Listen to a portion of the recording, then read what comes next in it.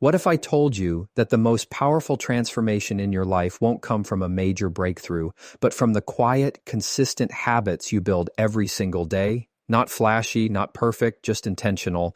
This isn't about being someone else's version of strong, it's about becoming unshakably you. These 10 daily habits aren't suggestions, they're non-negotiables every woman must master to protect her peace, elevate her confidence, and lead her life with purpose. Let's get into it.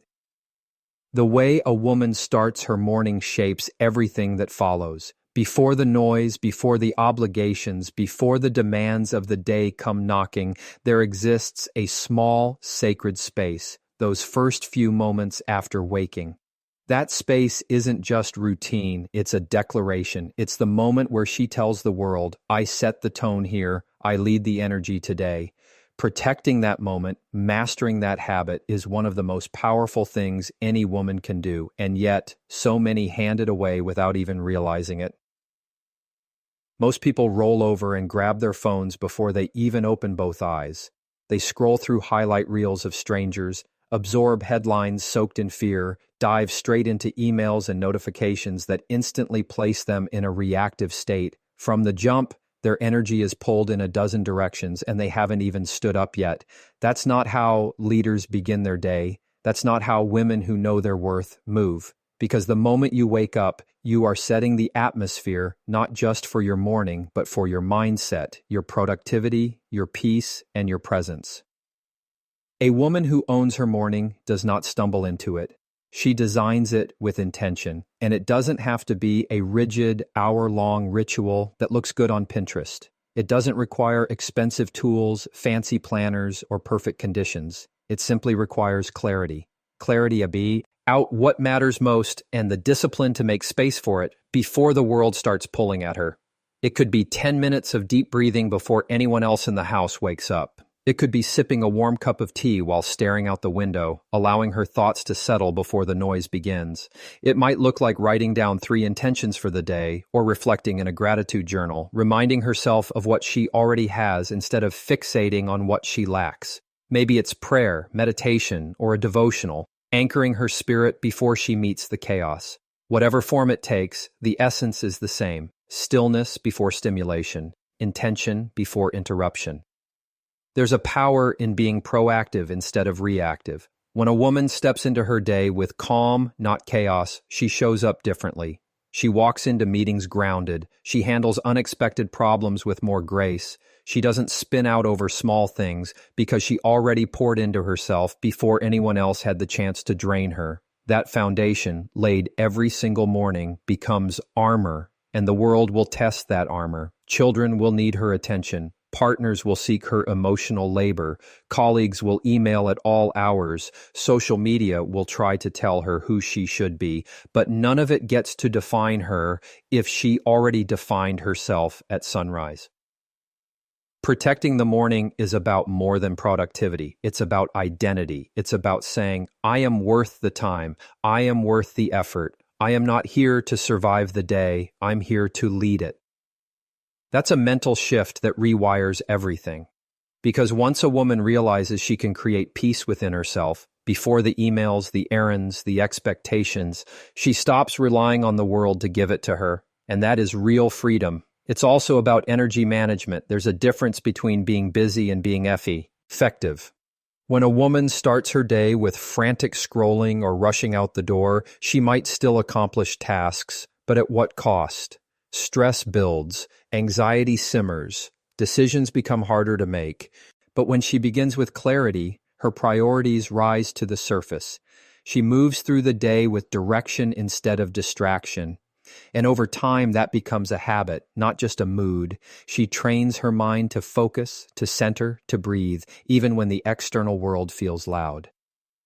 There's a kind of self-respect in creating that space, a quiet confidence, because the message being sent is, I matter, not just to others, but to herself.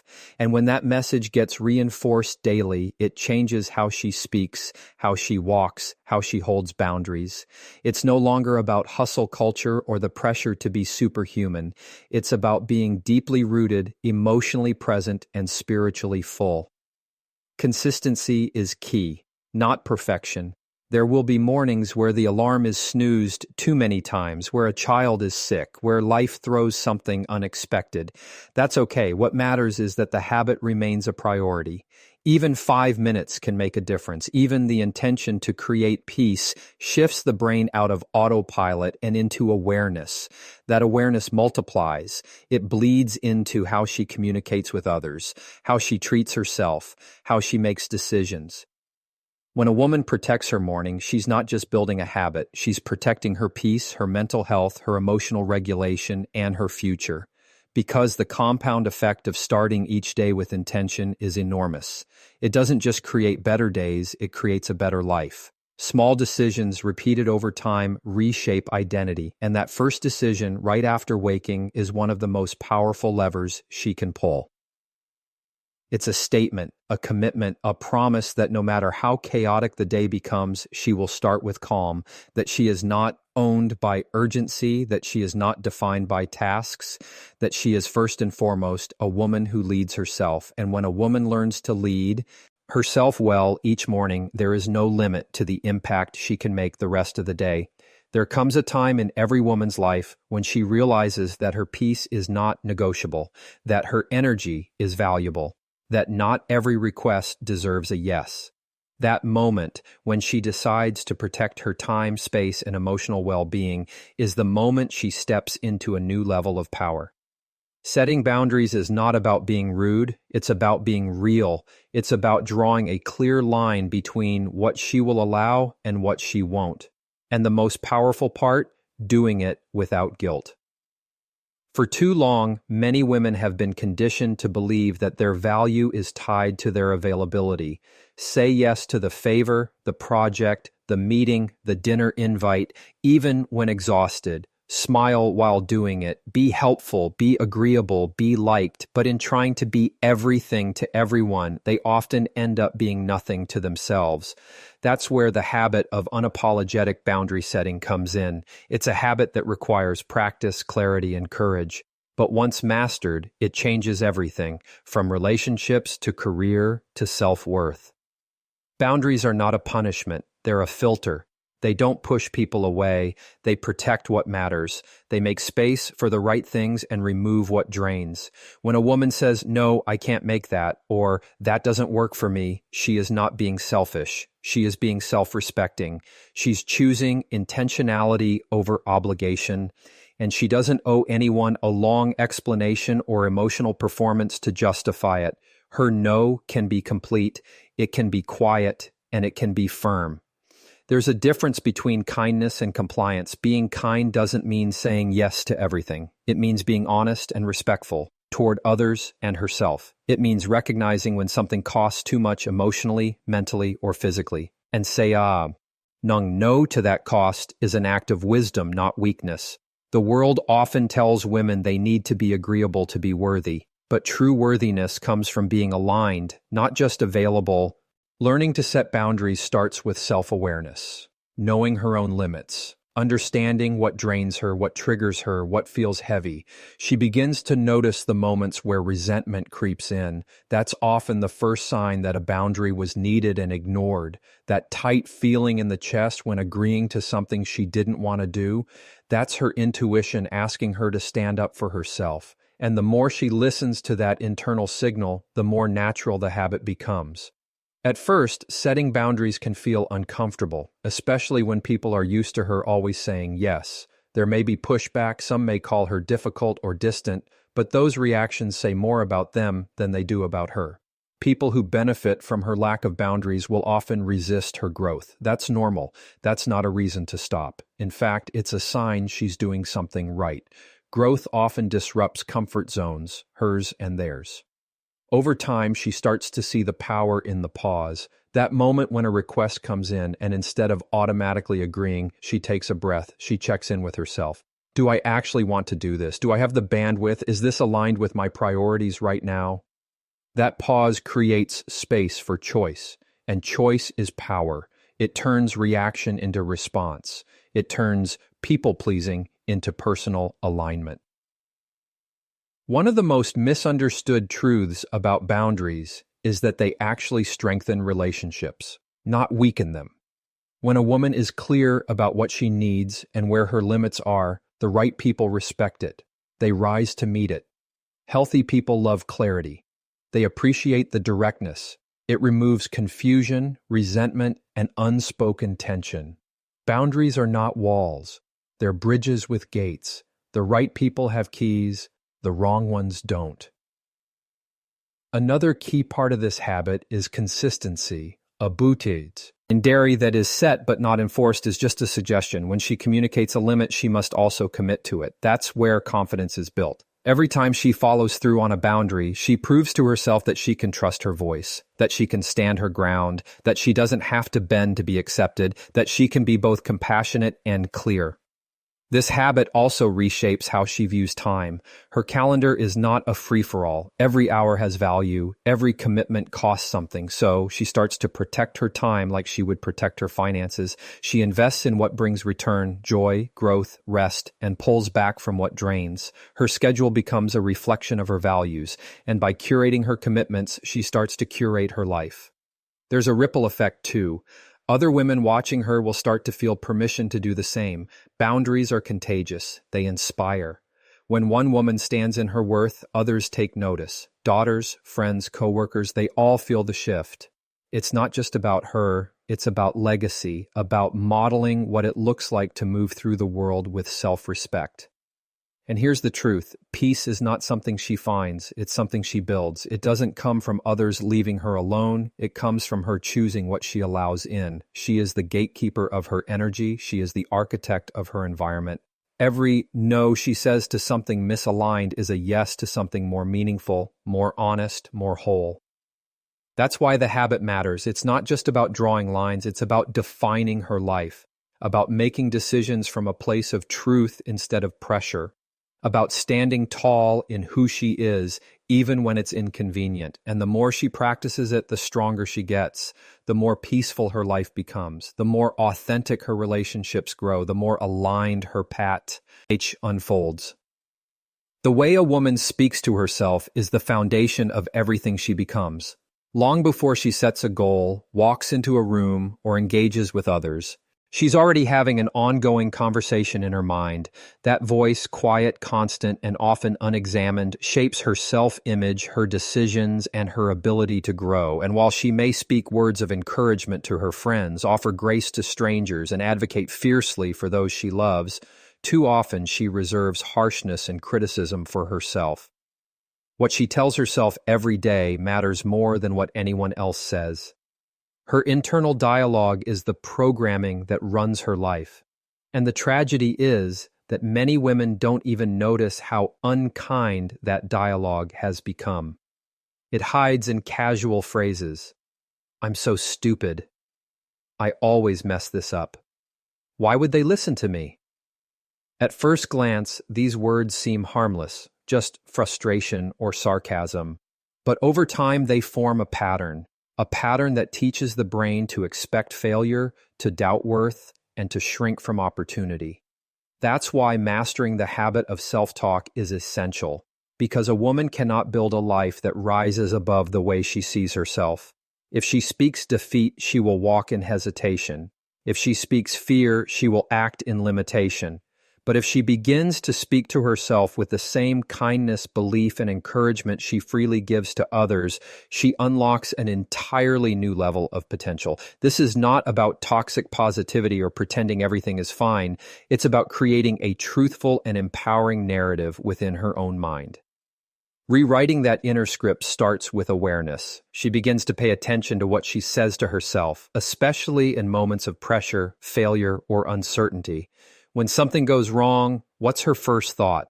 I knew I'd mess it up, or I'll figure it out. That moment reveals whether her inner voice is her enemy or her ally. And once she's aware of it, she has the power to change it. Changing self-talk isn't about ignoring reality. It's about how she frames it. Instead of, I can't do this, she can say, this is hard, but I'm learning. Instead of, I failed, she can say, I'm growing through this. The facts of a situation don't change, but the story she tells herself about them does. And that story determines whether she moves forward or stays stuck.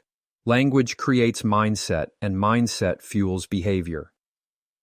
The words she uses with herself are not just private whispers, they are mental commands. They create emotional states, they influence posture, tone, and energy. A woman who constantly tells herself she's not enough will unconsciously act as if it's true. She may second-guess her choices, shrink her presence, or avoid risks. But a woman who reminds herself of her strength, even on the hard days, will begin to rise.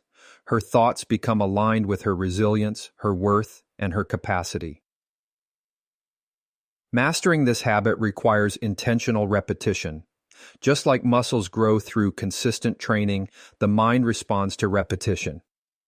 Positive self-talk must be practiced daily, not just when things are going well. The real transformation happens when she chooses encouraging words during setbacks, rejections, or moments of self-doubt. When she looks in the mirror and affirms her value even when she doesn't fully feel it yet. When she replaces criticism with curiosity. Instead of, "What's wrong with me?" she asks, "What can I learn from this?" This is also about compassion. Many women extend empathy to others easily, but turn to shame when it comes to themselves. They carry past mistakes like heavy baggage, replaying regrets and punishing themselves internally. But growth does not happen through shame, it happens through understanding. When she speaks to herself with compassion, she creates space for healing. She becomes a safe place for her own growth. And in that safety, she can take bolder steps. The beauty of this habit is that it has ripple effects. When a woman speaks to herself with love and belief, she starts to walk with quiet confidence. Not arrogance, but certainty. She doesn't need constant validation from others because she's already affirming herself. And that confidence affects how others perceive her, respond to her, and respect her. Self-talk becomes self-leadership, and self-leadership inspires influence. It also changes how she handles failure. Failure is no longer proof of inadequacy. It's evidence of effort, a temporary experience, not a permanent identity. Instead of internalizing the setback with, "I'm a failure," she reframes it. "That didn't go the way I hoped, but I learned something valuable." This reframing keeps her moving forward. It protects her motivation and builds resilience. There's power in speaking her truth out loud as well. Daily affirmations may seem simple, but they reinforce identity. Saying, "I am capable, I am growing, I am enough," may feel awkward at first, but over time these words become familiar. They sink in, they begin to replace the old scripts that told her she had to prove her worth, be perfect, or stay small. Words spoken repeatedly shape belief, and belief determines behavior. Eventually, this inner dialogue becomes second nature, a supportive voice in the background of every challenge, a gentle reminder of her strength, a stabilizer in times of stress. And when she hears that voice regularly, it becomes easier to shut out the noise of comparison, criticism, and unrealistic expectations. She no longer needs to measure herself against others because her inner voice has already confirmed her value. It's also important to remember that this work is ongoing. There will be days when the old narratives try to creep back in, days when she feels discouraged or overwhelmed. That's okay. Mastery doesn't mean perfection. It means consistency. On those days, her habit is not to pretend everything's fine, but to speak to herself with extra kindness, to remind herself, "This is hard, but I'm still here. I'm still trying. I'm still worthy." Over time, this habit builds a stronger, more grounded identity, one rooted not in appearance, productivity, or perfection, but in intrinsic worth.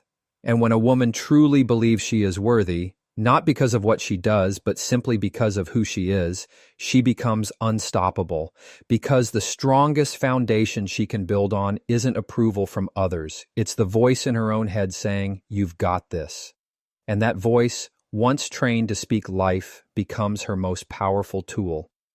The pursuit of perfection has quietly drained the potential of countless women. It disguises itself as ambition, disguises itself as excellence, but beneath the surface it often stems from fear of judgment, fear of failure, fear of not being enough.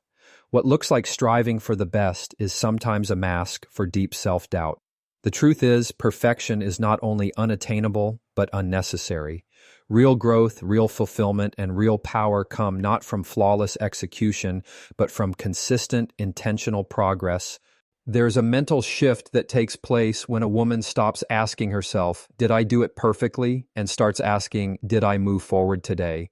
That single shift changes everything. It changes how she approaches her goals, how she handles setbacks, how she speaks to herself, and how she navigates pressure. Suddenly, the bar isn't perfection, it's presence, it's effort, it's growth. The daily commitment to take even one small step forward becomes more valuable than chasing an illusion of flawlessness. Perfection is rigid, it's obsessed with outcomes, it doesn't tolerate mistakes, but progress is flexible. It honors the process, it celebrates resilience, it understands that every misstep is still a step forward when it's used as fuel, not failure. A woman who embraces progress allows herself to be human. She frees herself from the crushing weight of always needing to get it right. That freedom unlocks creativity, courage, and momentum because she no longer waits until she feels ready enough to begin. Too many dreams are delayed or abandoned in the name of perfection.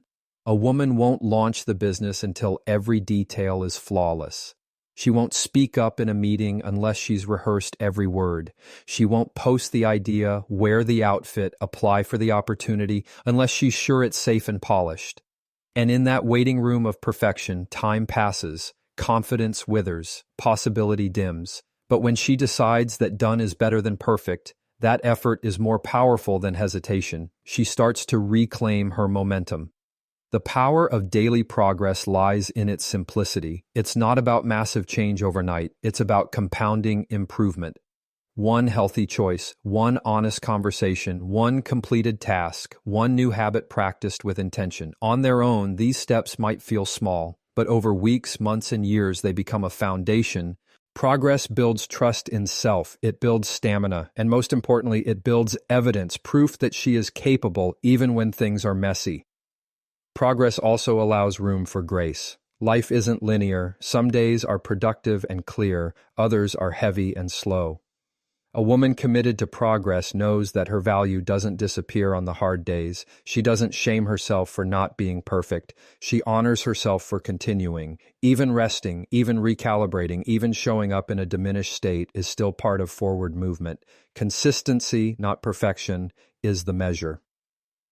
There's also clarity in progress. Perfection tries to plan every step in advance. It needs certainty, but clarity often comes through action.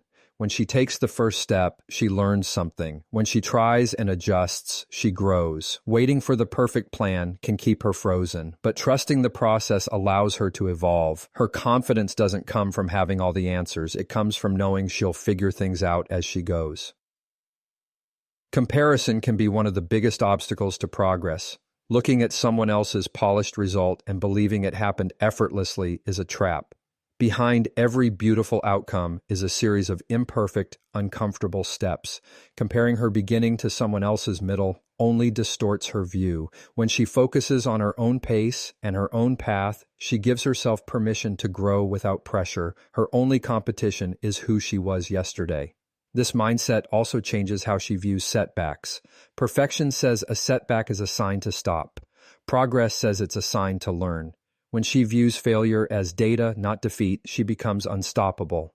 Every experience, even the painful ones, becomes part of her development. Mistakes no longer define her, they inform her, and in that space, she becomes more adaptable, more confident, and more aligned.